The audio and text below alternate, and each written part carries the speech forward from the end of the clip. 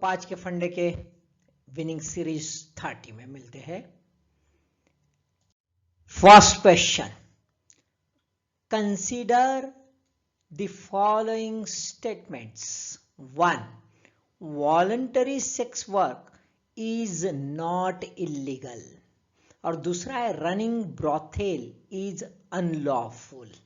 Which of the above statements is or are correct, है ना। एकदम से 2 स्टेटमेंट है, प्लेन स्टेटमेंट है कि खुद होके यदि सेक्स वर्क करते हैं यानी वेश्या का जो है धंधा करते हैं तो इट्स नॉट इलीगल वॉलंटरली। और दूसरा है रनिंग ब्रॉथेल यानी वेश्या व्यवसाय जो होता है ब्रॉथेल, ये लेकिन इलीगल है।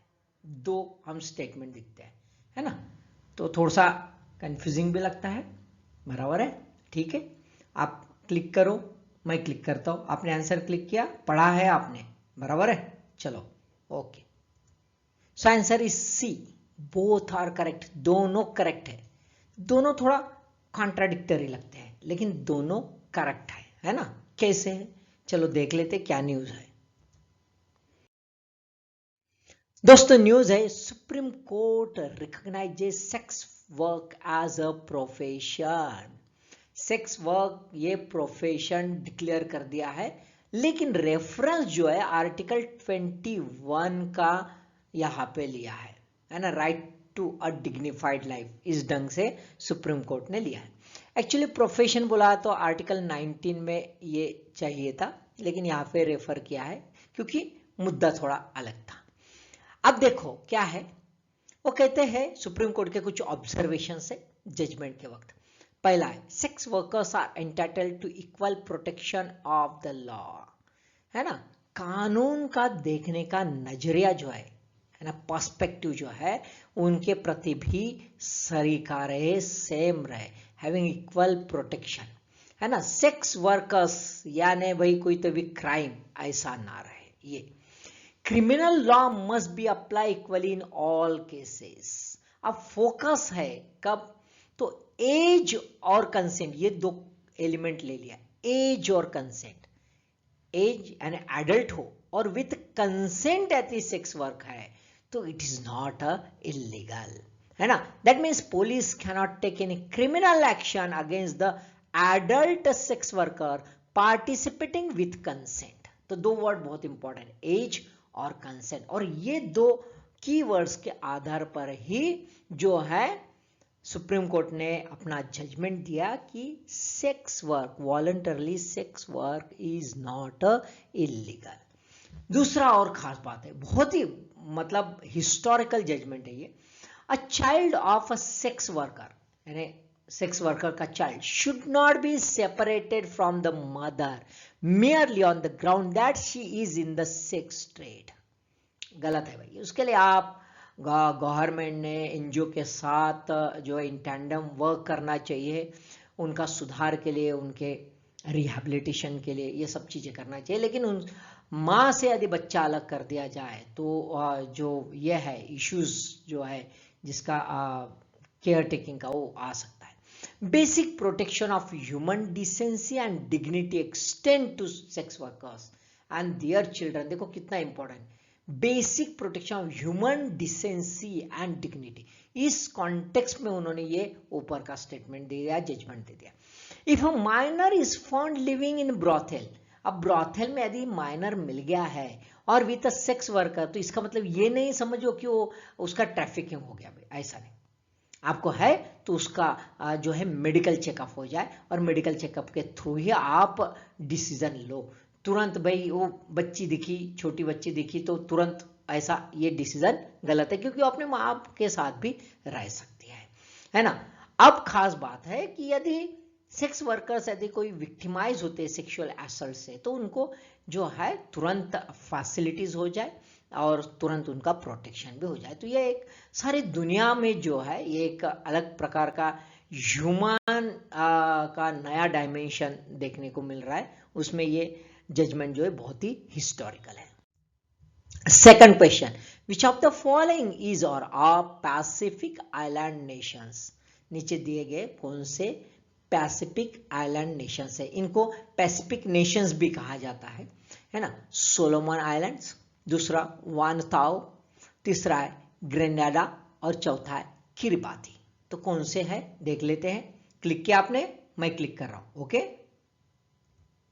Answer is D, 1, 2 and 4, 1, 2 and 4। तो ग्रेनाडा ये जो है ये नहीं है, इट्स अ कैरिबियन, ये कैरिबियन है, ठीक है। कैरिबियन आइलैंड है, आइलैंड कंट्री है, आइलैंड नेशन है, बाकी सब पैसिफिक आइलैंड नेशंस है। क्यू न्यूज में देख लेते हैं दोस्तों। न्यूज में इसलिए Beijing eyes deal with the Pacific nation, बहुत ही जबरदस्त जो है ग्लोबल पॉलिटिक्स जो है, पर्टिकुलरली जिसको जियो पॉलिटिकल एलिमेंट जो है मस्त चल रहा है। देखो, चाइनीज फॉरेन मिनिस्टर है ना वांग यी recently visited 7 Pacific Nations, 7 Pacific Nations है। सोलोमन आइलैंड्स है, किरिबाती है, सामोआ है, फिजी है, टोंगा है, वानुआतु है और पापुआ न्यू गिनी है। इनके साथ एक एंडोर्समेंट क्या है, कॉमन डेवलपमेंट विजन, ये डॉक्यूमेंट।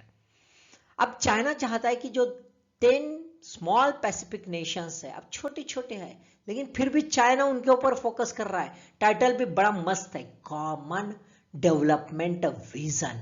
अब भाई चाइना इतना बड़ा, ये छोटे छोटे छोटे छोटे सब आइलैंड नेशंस, फिर कैसा कॉमन डेवलपमेंट विजन हो सकता है। देखो कितना गेम प्लान है, जबरदस्त गेम प्लान है। देखो, it's considered as a game changing. यदि ऐसा होता है इनके साथ टाई अप तो बहुत कुछ माहौल बदल सकता है। ये पैसिफिक आइलैंड पर चाइना ये जो है इनडायरेक्टली अपने मिलिट्री बेस रख सकेगा, बराबर। और यहां से बस यही तो है भाई अमेरिका, समझ सकते हो। सो पैसिफिक ओशन, क्योंकि अभी हमने क्वाड देखा है, क्वाड क्या कर रहा है, एक्चुअली चाइना जो है डोमिनेट कर रहा है ना। यानी जो ये है मेरीलैंड जिसको हम कहते हैं, है ना, मेरीलैंड का एक बहुत अच्छा कॉन्सेप्ट है। मेरीलैंड इन द सेंस कि पूरा मैरीटाइम जो है उस पर जो पहले जमाने में था, जो राज करेगा वो हिटलैंड यानी लैंड पर भी राज करेगा, इस टाइप का था। अभी भी वही है दोस्तों, कि अभी भी जो है मराइन लैंड पर जो राज करेगा, है ना, वो भी पूरी दुनिया पर राज कर सकता है। ये अभी चेंजिंग सिनेरियो दिख रहा है। उस कॉन्टेक्स्ट में अभी चाइना जो है काफी एग्रेसिव हो गया है। ड्राफ्ट एग्रीमेंट क्या है वो हम देख लेते हैं। ड्राफ्ट एग्रीमेंट में है train to Pacific police officers. देखो क्या कर रहा है, team up on the traditional and non traditional security, expand law enforcement. देखो वो कहां पे फोकस कर रहा है ना, फिशरीज में फोकस कर रहा है। वो इकोनॉमिक टाइप भी कर रहा है, tuna catch, tuna lucrative catch है, उसके ऊपर भी फोकस कर रहा है। इंटरनेट नेटवर्क, ये देखो क्या कर रहा है ना। और खास बात है देखो, cultural Confucius institutes and classroom वहां पे सेटअप कर रहा है, यानी अपना कल्चरल बाउंडेशन भी बढ़ा रहा है। एक बार कल्चरल बाउंडेशन बन गया तो खत्म भाई। सिकंदर में भी तो उसने वही किया था, कल्चरल बॉन्ड बढ़ाने का। ये देखो कितना जबरदस्त गेम प्लान है ना। और साथ में वो फ्री ट्रेड एरिया भी बिल्डअप करना चाहता है पैसिफिक नेशंस के साथ। तो एक एंगल है इकोनॉमिक एंगल, है ना, दूसरे तरफ कल्चरल एंगल, तीसरे तरफ है टेक्नोलॉजी एंगल, है ना। देखो, और चौथे तरफ है डिफेंस एंगल। ये चारों तरफ से जो है इस ढंग से 4 डायमेंशनल मेथोडोलॉजी है, ये कॉमन डेवलपमेंट विजन में दिख रही है, जो पैसिफिक ओशन में अपना दबदबा चाइना बनाना चाहती है। Third question, consider the following statement with regard to the cement production. Cement production के बारे में स्टेटमेंट्स दिए दोस्तों, वो देख लेते हैं। Cement production is concentrated in South India. South India में सीमेंट प्रोडक्शन का कॉन्सेंट्रेशन है भाई, पहला स्टेटमेंट। दूसरा, cement industry deregulated and delicense. India में सीमेंट इंडस्ट्री जो है डीरेगुलेटेड है और साथ में डी लाइसेंस भी है। तीसरा है, Andhra Pradesh is the largest producing state. Andhra Pradesh जो है सीमेंट का सबसे ज्यादा प्रोड्यूस करने वाला स्टेट है। 3 स्टेटमेंट्स है, कौन सा स्टेटमेंट करेक्ट है आपको देख लेना है। क्लिक करो भाई, क्लिक कर रहा हूं मैं, किया आपने? ओके, वेरी गुड, मैं क्लिक कर रहा हूं। Answer is B, 1 and 2 only, 1 and 2 only, है ना। तो भाई या साउथ इंडिया में इसका कॉन्सेंट्रेशन है, तो पहला स्टेटमेंट के साथ ये तीसरा स्टेटमेंट हमें लगता है कि आंध्र प्रदेश डोमिनेट हो सकता है, लेकिन बाइफर्केशन हो गया तो उसके बाद ये सब चेंज हो गया, है ना। फिलहाल में जो है it's not Andhra Pradesh, it's the second largest and first largest is the MP, Madhya Pradesh अभी फिलहाल में है। ओके, ठीक है, तो ये थोड़ा सा गूगली रह सकता है। अब डी रेगुलेशन यदि देखा जाए तो actually D regulation was done in 1989, वो फेज ही था, है ना, और 1991 में डी लाइसेंस हो गया क्योंकि न्यू इकोनॉमिक पॉलिसी हमने अडॉप्ट कर ली थी और इंडस्ट्रियल पॉलिसी चेंज हो गई थी, ठीक है। अब एमपी यदि देखा जाए, मध्य प्रदेश, मध्य प्रदेश 2020 के बाद लार्जेस्ट प्रोड्यूसर हो गया है। सेकंड नंबर अभी भी आंध्र प्रदेश का है, थर्ड हमें देख सकते हैं तो राजस्थान, और फोर्थ जो है गुजरात जो है उसका है, ठीक है। तो इस ढंग से ये सिचुएशन हम देखते हैं। अब साउथ इंडिया में देखा जाए तो साउथ इंडिया में पूरा का पूरा साउथ इंडिया जो है ये पूरा का पूरा साउथ इंडिया जो है ना, ये पूरा डोमिनेट है। थोड़ा एमपी यदि पकड़ लो, यानी बिलो द नर्मदा हम यदि सोचते हैं, that is the south India, below the Narmada it's dominating. Okay,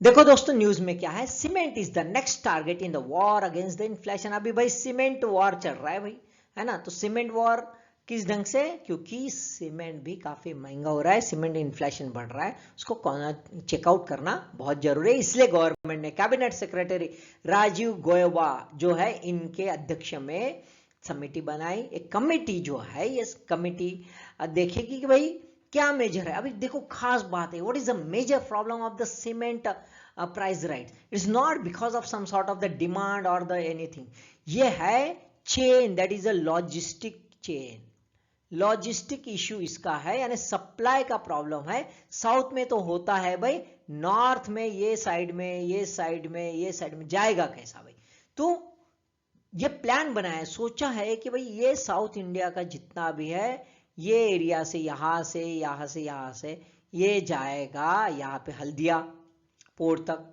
Haldia port से इनलैंड वाटरवे जो है, इनलैंड वाटरवे से आगे बढ़ता रहेगा, यहां से नॉर्थ ईस्ट में जाएगा, यहां से नॉर्थ में जाएगा, इस ढंग से प्लान ये सोच रहा है। तो ये जो साउथ की आइडियल कैपेसिटी है उसको बिल्डअप करना है।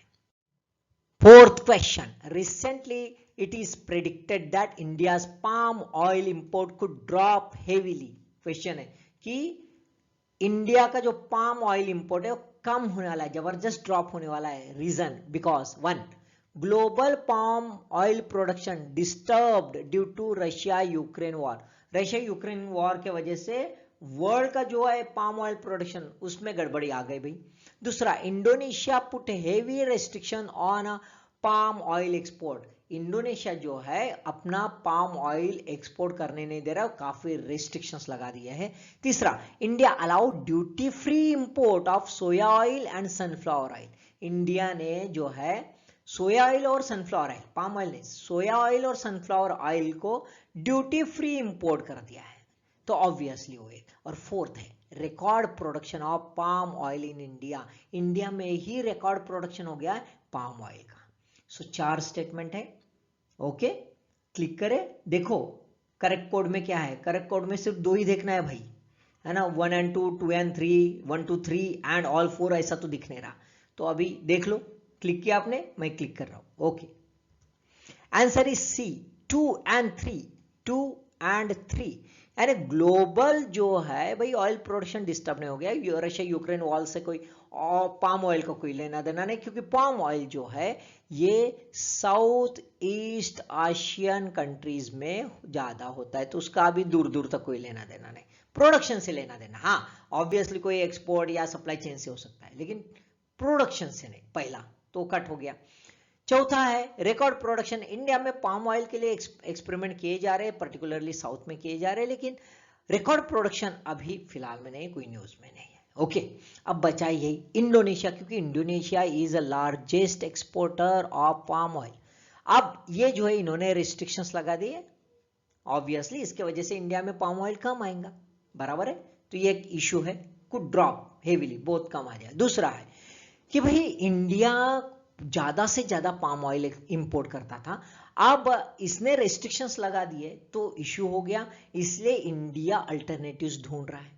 अल्टरनेटिव्स एक सोया ऑयल के लिए ढूंढ रहा है। सोया ऑयल जो है यूएसए, ब्राजील जो है यहाँ पे काफी कुछ होता है, ये अच्छा एक सप्लाई। क्यों? तो फिलहाल रशिया यूक्रेन वॉर चल रहा है, उसकी वजह से सनफ्लावर ऑयल का इशू बढ़ गया, क्योंकि यूक्रेन ये लार्जेस्ट एक्सपोर्टर है सनफ्लावर ऑयल का, उसमें रोक टोक आ गई, तो ये भी अल्टरनेटिव ढूंढ रहा है सनफ्लावर ऑयल का इंडिया।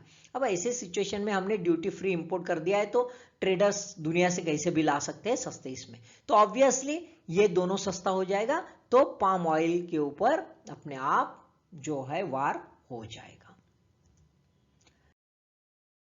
देखिए न्यूज में क्या है, India's palm oil imports set to hit 11 year low, है ना, बहुत कम हो जाएगा, 19% फॉल हो जाएगा।